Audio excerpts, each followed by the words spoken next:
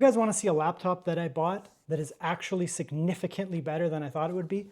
Dell Precision 5680. This is not the most recent model. This here is a 13th gen Intel and ATA 2000 model. Now, why did I buy this? First of all, it was a really good price. It was 1,300 Canadian dollars in basically new condition, and it has still 2 years of warranty left. Why am I covering on a channel like 2 years after it came out? Because you can still buy them. Laptop prices are going up in 2025. I've already seen some of them. They are very expensive. We have just inflation. We have just new chips and things driving up pricing. We have tariffs to deal with, at least in North America. We have tariffs to deal with. So prices are way up. You can still buy laptops that aren't literally brand new. Save yourself a ton of money, and as a result, you can also often spec them up. This thing here is highly customizable. There's lots of different options when they came out. They're not purchasable new in a customizable sense anymore, so you're just gonna have to hunt a little bit for them. There are lots of different options on the GPU, the CPU, the screen, etc. This one here is pretty decked out. 13700H, good CPU. ATA 2000 Nvidia GPU in here, which is technically an RTX 4060, same GPU. This one here is the professional version. It comes with professional drivers, you get the Quadro drivers, but you can still game on it. So if you're doing it for gaming purposes, you do get access to them. They're just not game ready. So usually they're a couple weeks behind for the gaming purpose, whatever, but they do have advantages in professional tasks and they're way more stable. You can spec this thing all the way up to an ATA 5000, which is also known as an RTX 4090. Isn't that sweet? Now they don't run at full wattage. The 4090, the 4080, AKA ATA 4000, ATA 5000 run at about 80 watts from what I see. I don't have one, but that's what I've seen. There could be boosting to that, but approximately 80 watts, which won't give you full performance, but still very good. This one here is the ATA 2000. In my testing, it runs at 75 to 80 watts. 80 watts on a 4060 or ATA 2000 is like 98% of full performance. Anyways, lots of different options on this laptop. Let's check it out here. This laptop is really exceptionally premium here. Let's jump into it. I'll show you all the different options here. Let's check it out. Dell Precision 5680 laptop here. Let's jump into the review. Here's a first look at the laptop. It's very premium. So a lot of people might sleep on Dell because Dell has been up and down over the years in terms of how they design things. But these Dell Precisions, holy smokes, are they nice. Metal lid, metal bottom, very premium. Inside is like a metal material, but it's got like a coating on it. So underneath there is, I don't know if it's plastic or metal, but whatever, it's very rigid and premium. This is a soft touch rubber, very premium feeling there. Laptop, you can probably see me reflecting a bit. It's a semi-reflective screen, does have some type of anti-gloss coat, which is quite nice on this laptop here. No bezel to pop, no camera notch there. It's just a nice flush across. Spoiler for how nice the screen is there. Speaker grills there firing up. There's also down firing as well. It's a very premium looking laptop. That closes nice too. Yeah, very premium. The hinge is rigid, by the way. Feels very premium and nice, well designed. Doesn't feel cheap at all. Moving that hinge feels extremely premium. You're probably going to hear me say premium a lot in this video. I'll try not to say it too much, but it is. So I got this one used, so there's a little bit of wear on it. That's fine. Whatever, somebody tried to plug stuff in or something. It is what it is. However, it's a very premium laptop. However, despite that, it still is in quite good shape because it's metal. You know, it's not going to crack or anything. Very thin, but not as thin as like some of the thinner XPS. It's got a little bit more thickness than an XPS, which is good because this one here is focused on a balance of performance and also, you know, portability and that. So it's not incredibly thin, but it's generally thin. You know, it's a thinner laptop. Very nice. Nice profile to it. Check the weight before we get into things. It's, again, also not super, super light, but it's not supposed to be. It's a nice balanced laptop. 2,254 grams, so it's a sub 5 pound laptop for a 16-inch all metal with good cooling. You'll see when we get to the cooling. It's very nice.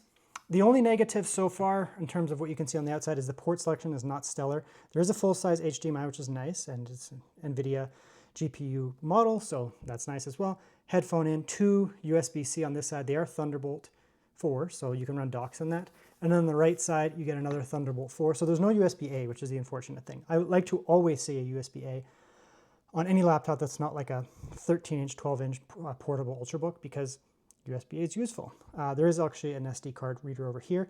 If you are trying to get into this laptop, do not pry along the edge here like the person did on the other side trying to get inside.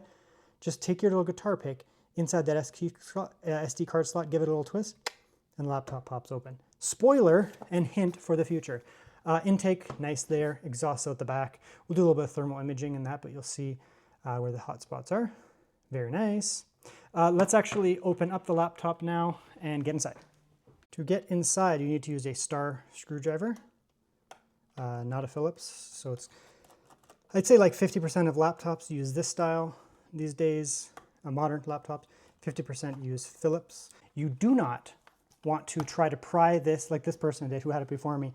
Getting in here, try to pry, don't do that. You'll just mess up the plastic and the metal. That's not required of this laptop. What you can do is watch my videos. Other than watching my videos, there's always a way. So you can come in here with a non-conductive guitar pick style thing, come in here, not too far in so you damage the heads, just go in there. Wasn't that so easy? Now the inside of the laptop is actually quite impressive. I'm very impressed with this laptop and what they've done with it. You get a massive, massive battery, 99.5 watt-hour battery, which is basically as large as you can possibly get. This thing, as a result, has pretty good battery life. You'll see again when we get to that section there. So huge battery in this laptop, despite the size of it. I'm just going to be rambling on about how nice it is.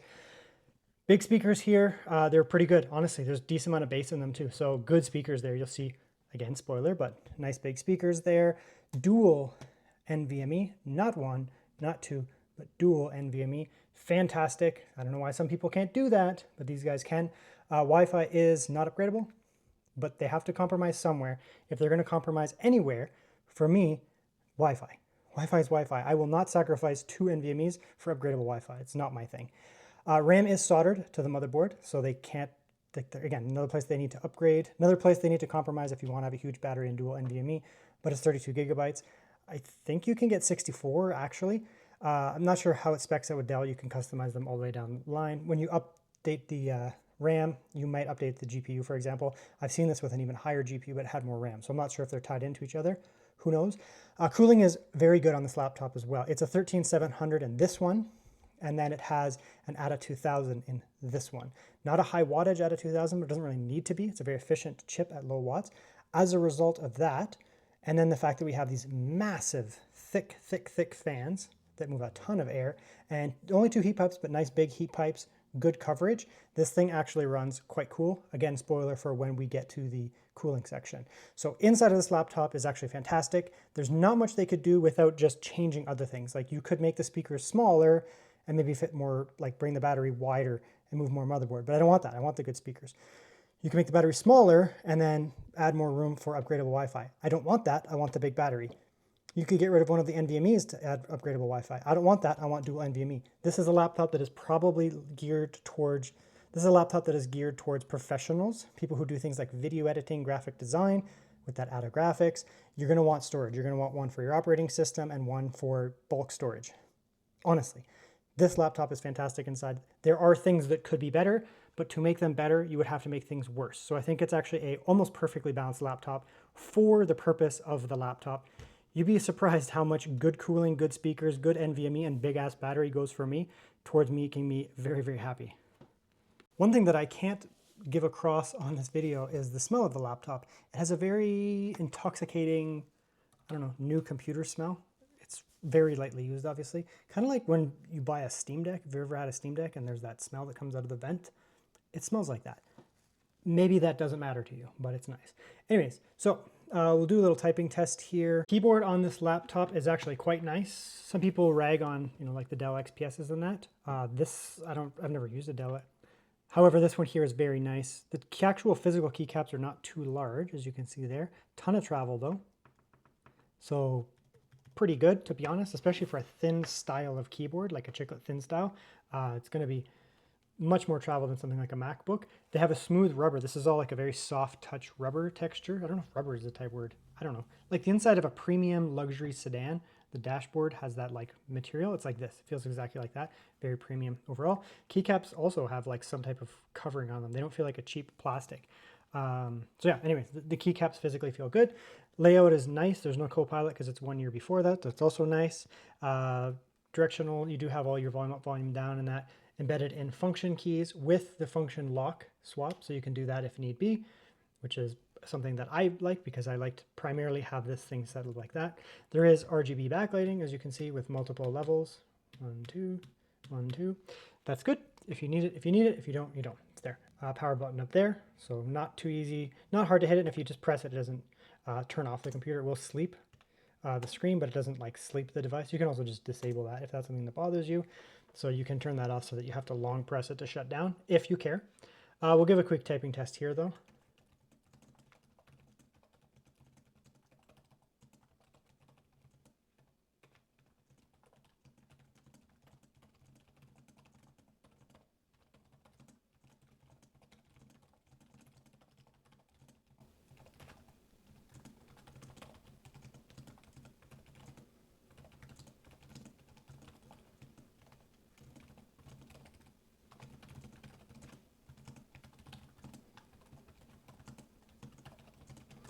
It's a nice keyboard. I don't know what else to say. It's a nice keyboard. There are better keyboards out there, a few models here and there that I would say I slightly like more. I mean, like even the Dell Alienwares, they're just slightly larger, so there's a little bit more key travel. I recently messed around with a Dell Alienware M18 with the cherry mechanical keycaps. They're better, I suppose. They're nicer. But for a low-profile keyboard, this is fantastic. Honestly, it's fantastic. It's leagues better than something like a MacBook Air, not even in the same realm of discussion as that. Overall, it's a very nice keyboard. Trackpad is one thing that I've seen online reviews. I've read some online reviews. They don't like it. I'm fine with it. It's pretty big. I wouldn't want any bigger, personally, at all. It's a smooth texture. That's like a plasticky, like that soft touch rubber. This is a soft touch plastic. Feels nice. I don't know how long it would take to wear it down, but I see these online. They're usually not too bad. Like they don't really have too much wear even on there. Sometimes you get like some oil stains in that. But from what I've seen online, you really have to go at it to wear down that material. Same with the trackpad. The click is not, there's not a like huge amount of travel on the trackpad. Very light click. And at first I wasn't sure if I liked that. It almost feels like a haptic trackpad because there's so little travel. I'm like mixed on it because normally I wouldn't like that. I normally like sharp trackpads that have a nice click to them, like a loud, sharp click. But this one is not a lot of travel, which I'm actually not against the fact that it doesn't have such a loud, sharp click because it's not a lot of travel. What I don't like is like the plunging style where the trackpad has a ton of travel and it's just a gummy mess. I hate that, to be honest. So I'm actually neutral towards this trackpad. I've been using it for a while and I have no problems with it. There are some very nice things about it and a couple things that are a little annoying. Overall though, I really like this screen. So this one here, there's different configurations you can get. This one here is the 4K resolution screen, very fine resolution on a 16-inch monitor. And it's only 60 hertz refresh rate though. So I would prefer that to be 90 or 120. It's fine for a creator style laptop, but I just think that, the baseline should be 90. And you just give us the ability to drop down to 60 to save battery life, because that will save battery life being at a lower refresh. You'd be surprised how much of a difference refresh makes on battery life, but give us, 90 and 60 or 120 and 60. It's just a nice thing to have. It's also a beautiful screen. We'll get into the colors in a moment. It's not super bright though. It's kind of like, it's an OLED, but it's kind of like the older OLEDs. OLEDs now I see are pushing a little bit brighter, 400, 450, sometimes even 500 nits. That's like modern 2024, 2025 OLEDs are starting to get there. I find that these models from, that 2022, 3, and early 4, they're not quite as bright. They usually sit around 3 to 350 nits. This one here seems to be around 300 to 350 nits max. I don't have a brightness meter, but I stare at screens all the time, and I can tell you right now that this is probably about 300 to 320 nits, somewhere in there. It's not dim by any means, like a 250 nit, 200 nit screen, but it's also not super bright. I don't think you're probably going to be using this screen in, like an outdoor environment with the sun shining on it, but just be aware of that. However, one advantage of this screen over most OLEDs is it's non-glossy. Have you noticed that you haven't been seeing my face reflected in the screen the entire freaking time? Even that light that's right here is not that pronounced. Normally that thing would just be a massive ball of reflectivity. You'd be able to see me in the screen here. There's some type of anti-gloss coating on the screen here. It's not like hyper aggressive where the screen becomes muddied because it is still a glossy screen. So the glossy screen, because you can see here it's a touch screen, usually glossy touchscreen OLEDs are really glossy. This one here is not too bad. Can you see me up there at all? I don't know if you can. It's kind of like the Samsung Galaxy type screens and the iPad and the MacBook screens, where there's like a little bit of reflectivity, but they really cut that down, which is awesome because it does maintain the glossiness. So you get the beautiful vivid colors of a glossy screen and being touch, but you're not going to suffer through hyper reflectivity. That's very important because, like I said earlier, this is not the brightest screen in the world. Having a very bright screen, if it's glossy, does, there you can see me now, it will cut through the gloss a little bit if it's super bright. So I did the Yoga 9i Pro recently. It's a mini LED glossy touchscreen, very glossy touchscreen, but it's so bright at 1000 to 1200 nits that it does cut through it a little bit. However, I think I would actually take a slightly dimmer screen like this that is less reflective because it just doesn't hurt my eyes all the time. It actually looks worse on the screen. There's a little bit of a, like you can see me more. To my eyes, I can't barely see myself. It's almost impossible. But just be aware that there is a little bit of, it's not the brightest screen in the world. So if you were in the brightest outdoor environment, it may bother you. Might not be quite as bright as you want, but overall I find it quite nice, especially with that anti-gloss. So let's look at some screen here. So 100% DCI P3. So it's going to look vivid. The colors are going to look sharp. Great color space for professional use. Vivid reds. It looks orange on camera. I assure you it does not look orange in person. Blacks are perfect. I don't know if you're going to see that on camera. Again, it looks almost more reflective in person, but it's absolute black, especially at night. I've been using this and it's not as like 1000 nit screen, 300, 320, 330 nits, something like that. It's actually nice to use this at night with the lights off because the OLEDs are going to look fantastic, bright colors, and it's not a super bright screen, so it doesn't burn my retinas, but I also use it in the day. Let this play for a moment here. Not sure why it's stuttering, but whatever.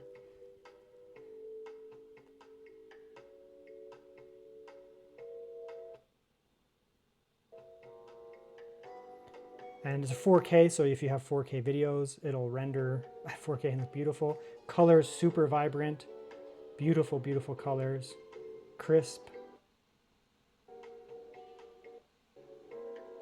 Yeah, it's just a beautiful screen overall. Let's do a little audio test. You'll be impressed probably with the audio as well.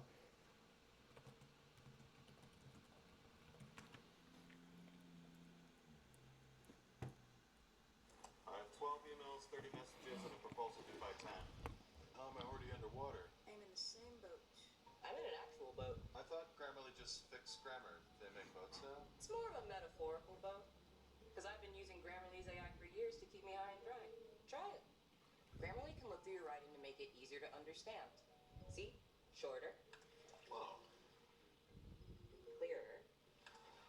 Cool. And better. Now people will get what you're trying to say and you won't be flooded with confused emails.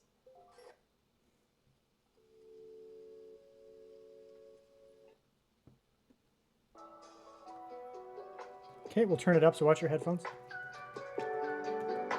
It's very loud.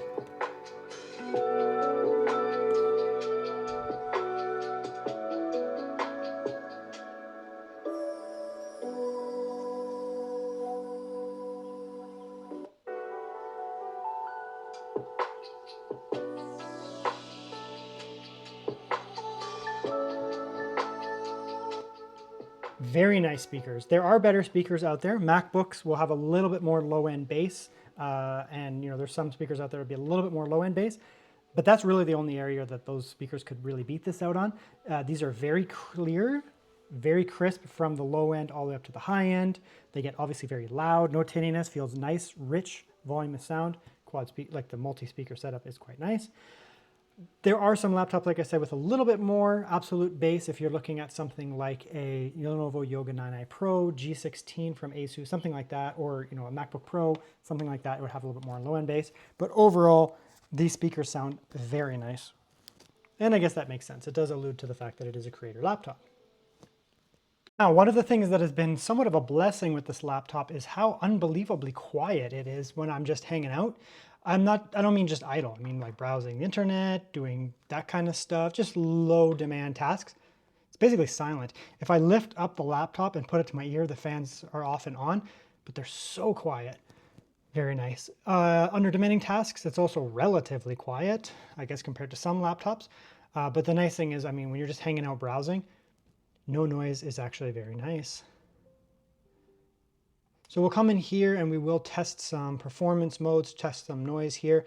Dell Power Management here does allow you to do optimize, which kind of mixed.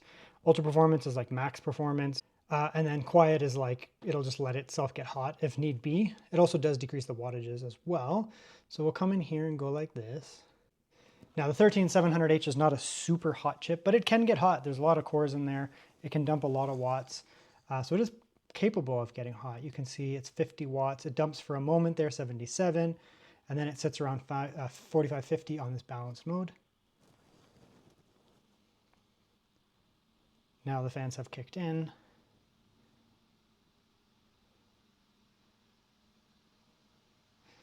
There's no pitchy whine to the fans or whirring because of the design of them. They're large fans and they have that kind of curved design, which I find does reduce, I guess, turbulence and reduce the fan noise. The irritation of the fan noise, not necessarily volume. So 44 or so, even under balance. This is like, you know, you're doing some video editing, that kind of stuff. Probably throw it on this. Performance is pretty good, 14,000 or so. We'll step it up here and go in the opposite, go all the way up to ultra performance. You can see the resting watts are way higher, right? 96, basically 100 watts. That's about as high as this can go. And then it will drop, then it will drop down, hang out closer to 75, 80. Still a lot of watts. Still relatively quiet for the type of performance you're getting. Gaming laptops, 16-inch gaming laptops are usually more like 55, even 60 in terms of noise. And you can see we're under 50 dB at full. Looking at some benchmarks here in that max performance mode, very good performance, 17,800. That's very good for a business style machine. Obviously it's a very capable chip, just an i7 though. Then moving down to the optimized mode, which is where I use it most of the time because it's a pretty good performer. You can see here 16,600, but quite a bit quieter, quite a bit cooler. Dropping all the way down to that quiet mode, it will decrease the watts a little bit, runs a little bit hotter, but you're still actually getting very good performance, 13,400. So you can do things like 4K video editing, no problem, in silent mode if need be. Battery life on this laptop is actually not bad considering it is a 13th gen Intel, which they did improve their efficiency with the Core Ultra and going forward. You can see that the wattage being burned here at full refresh, full brightness, just kind of hanging out, messing around in Windows, is about 10 watts on average. With a 99 watt hour battery, I mean, technically, if our battery was full, that would give us almost 10 hours. Then doing some 1080p 60 YouTube, battery life does drop down a little bit. We're burning about 16 watts here, so still going to give you, 6-7 hours of watching YouTube. It all depends what you're doing. The CPU will park relatively well when it's not under heavy use, but it can boost up a bit if you're doing demanding stuff, which would kill the battery life a little bit. Wi-Fi in this area of my house, which is the worst area of my house, pretty good. 300, 200 upload.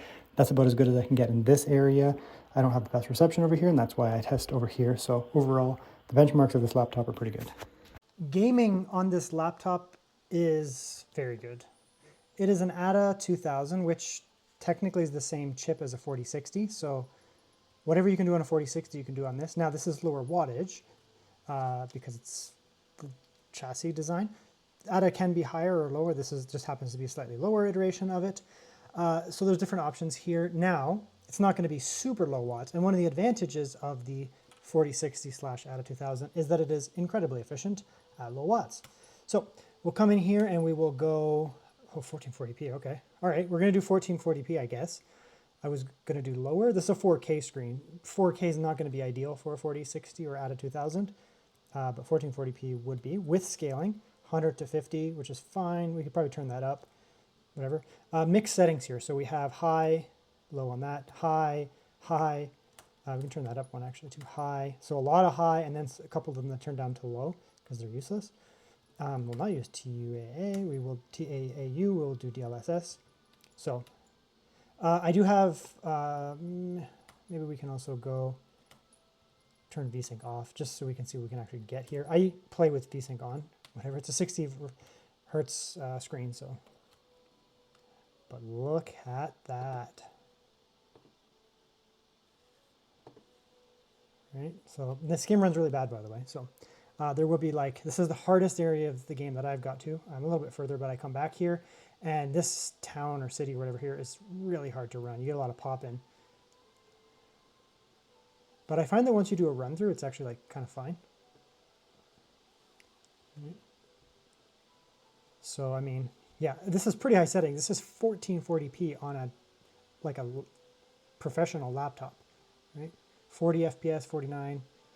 You can play with the settings. I normally play this at 1080p because it has kind of like native integer scaling. So what I normally do is actually, I don't go that high. What I do is, it's kind of weird how you have to get to it. You go like that.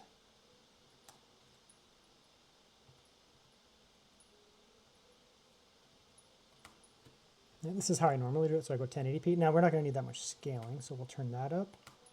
Okay. And we'll leave it on high for a sec to see how it runs. Normally I put it down to medium. I mean, this game's pretty hard to run.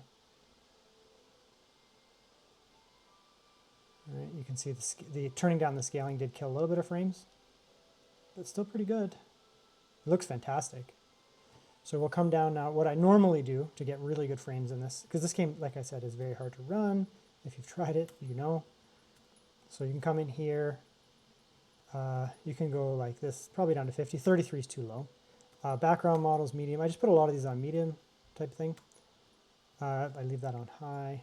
Texture resolution, I put medium. So just whatever I can put to medium I can, but I don't like low. So just kind of high, low, medium makes just a weird spread. Yeah. And it's going to run quite well, right? This is in the city. As I said, if you've played this game, you know it's very hard to run. 51 is very good for this game. Honestly, very good. For the city, this is brutal. And it looks super nice on the screen. Very vibrant. We'll jump to a much easier to run area.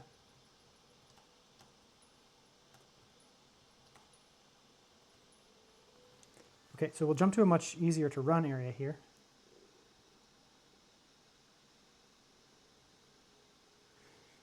Let the textures pop in. Now, one thing to notice here, it is fairly high wattage on a 4060 or slash ATA 2000. For 80 watts, that's, interestingly, that's going to be about the same as some of the Asus Zephyrus from 2024. That's about what they run at. And you don't really gain much more performance going to 100 watts. You'll gain a few percentage, but the 4060, ATA 2000, ATA 3000, whatever, they're very efficient. Very, very efficient. So you can see how performant it is. Like in this area here, much easier to run area. And, you know, here we're well above 60 in this very hard to run game. CPU's at 30 watts. That's how much the system, it can only do 130 watts, I believe, over the charger. So we don't really have much more to work with. That's just kind of what it can do. Now, let's drop down the mode here. So we'll go into this mode here. We'll go to optimized. Come back in. It will drop down the wattages. So now look at how much the GPU dropped. 40.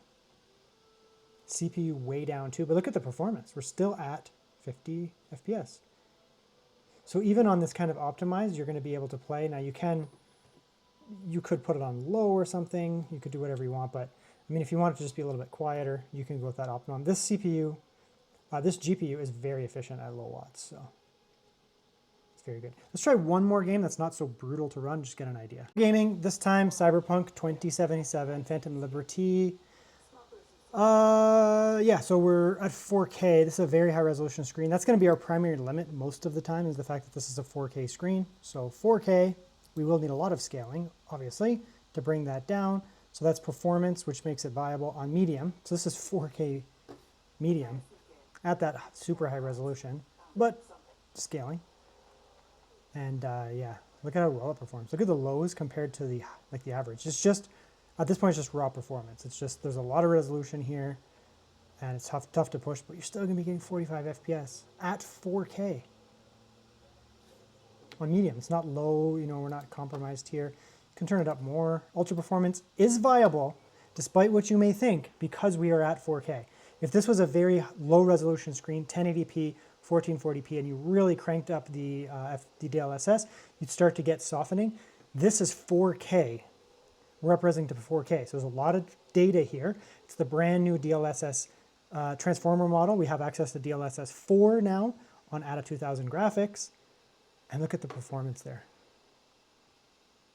We could turn up the settings there. I don't know if you can see this on the camera, but this looks really sharp. If you've seen, I think it was Digital Foundry or maybe it was Hardware Unboxed. Can't remember. It might have been Hardware Unboxed who looked at the new, I don't have VSync on by the way, the new Transformer models, DLSS 4 and that, and they were really impressed. And I've been seeing kind of the same results here. Very crisp. No shimmer at all. None. Even at ultra performance. Again, we are using ultra performance up to 4K. This is not ultra performance at 1080p or something. That would be probably too bad. But yeah, okay, let's do something stupid. It'll just die here now. All the chaos on the screen. And look at the performance. So, what do I think about the Dell Precision 5680 here? This is an extremely nice laptop. If you didn't notice from me basically just pandering to it the entire review, it's awesome. I bought it open box. It has a warranty and everything. It's just like an open box. I just bought it used on eBay, and that's the point of this video. Laptop prices are up in 2025 and they're going to continue to go up. There are a lot of laptops out there that you can still buy in very good condition with things like warranties and that. They're going to hold incredible value. This one here is one of them. This is an outstanding laptop. Dell has a newer version of it you can buy. So, I mean, a lot of this you could probably carry it over to the new stuff, but I haven't reviewed it, so I can't tell you for sure. This thing here is very nice. Very premium design, metal, like soft touch rubber, whatever this is, super, super nice. Feels very premium to just hold. The hinge feels fantastic, by the way, zero wobble. That is a zero wobble hinge there. It is 4K. There are different screen options, by the way, but this one is a 4K screen as well, so very crisp. That screen resolution will be a little tough for things like gaming, but as you can see here, you can just do a lot of DLSS 4 now, which is nice, or just down the resolution to 1080p, 1200p, because that would give it native integer scaling, which actually looks fantastic as well. Doesn't look blurry. It's silent now. The microphone is actually on my lapel, pointing at the laptop. This thing is basically silent when it's not doing anything. Under full load, I would consider it pretty quiet compared to a lot of laptops. So that's nice. Doesn't run hot, doesn't feel hot on the chassis when using it, touching it, doesn't feel bad at all. I mean, what else? Internals, you get dual NVMe. I guess the RAM is soldered, but they have to make compromises somewhere. Battery life is pretty good. It's not the lowest wattage components in here, so that's also really nice. I don't know. It's just a super freaking nice laptop. The only negatives, I guess they would be kind of expensive new. Not an issue anymore. They're used now, so you can often buy these for a really good price. This thing cost me 1,300 Canadian dollars. It's crazy. So the only real negative would be the ports, I would say. I mean, you get 2 USB-C Thunderbolts, that kind of thing there. Another USB-C on this side. I like to see one USB-A. SD card and that is all really nice. I just like to see one singular USB-A. So that's the Dell Precision. I didn't expect this thing to be so freaking nice. I bought it being like, it's probably pretty nice. This thing is out freaking standing.